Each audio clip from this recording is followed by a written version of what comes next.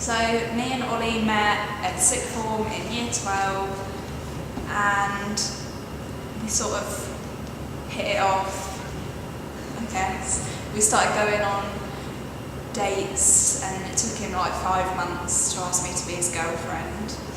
I don't know, it's just nice, happy relationship, got on really well with his family. And then I was waiting for him to come round to mine one night after work and I hadn't heard from him. And then I got a phone call from his mum and she was just saying like he's been in a motorbike accident.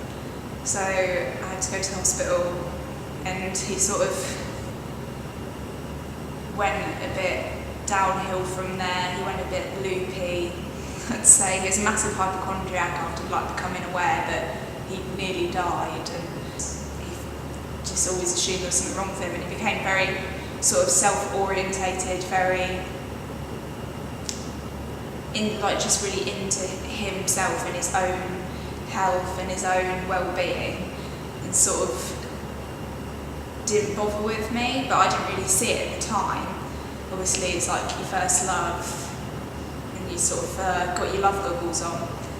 And then he went off to uni, and within like the second day I sort of got a bit funny because he was just, I don't know, he was just being really off and really weird. So I sort of was trying to book my train ticket to see him, and I could get a special deal or something on a certain day. So I rang him to say, oh look, what day do you want me to come?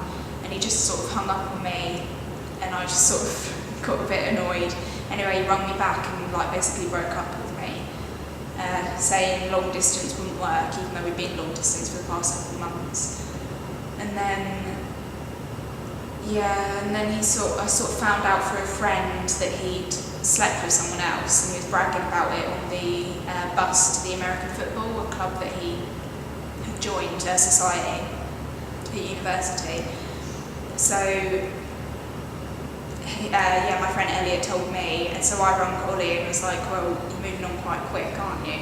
And he was just like, yeah, it's just one girl, it was a one-night stand, I used protection and all this. He said he regretted it and everything. And then we sort of were in an hour about getting back together, and he decided we would sort of try again, but it was all one-sided, it was all sort of me trying to make the effort. So he came down to see me, and we slept together, and I asked him like, are you going to use a condom? And he was just like, no, it's fine, like I've only slept with this one girl once and we use protection.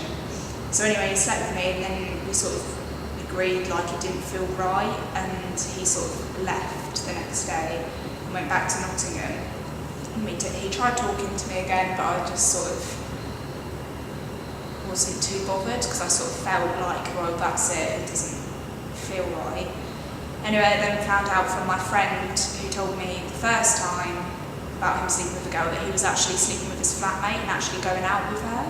So he effectively like cheated on his new girlfriend with me, and obviously I felt terrible, but apparently they've been sleeping together since the day he got to uni, like the first night.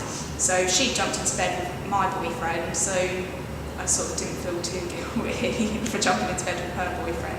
But I was sort of annoyed that he'd obviously been having like unprotected sex with this girl for a long period of time, and he'd sort of put my sexual health at risk by not using a condom and pretending we didn't need to use one. He was a massive compulsive liar, like everything he said, like saying he just had a one-night stand with a girl and actually he'd gone into a relationship with a girl, saying he just chatted shit constantly, always lying about the steroids. Anyway, I sort of stopped talking to him, I sort of blocked him off everything after I found that out, and he knew I found it out, and he tried to like contact me, and I just sort of said no. So obviously that's 2 years of my life that I feel is almost wasted, but at the same time I feel like I've learned a lot of life lessons from it, and it's made me a stronger person in the long run. I don't know, but I've sort of, like I say, started channeling things into more like positive outlooks. So like now I feel like I wouldn't let a guy treat me like that again. I wouldn't let a guy sort of mess me around like that again. I know it sounds really silly because I'm young and 18-year-old and that was like my first relationship, but yeah, I do think in the long run it's for the best that he was an arsehole.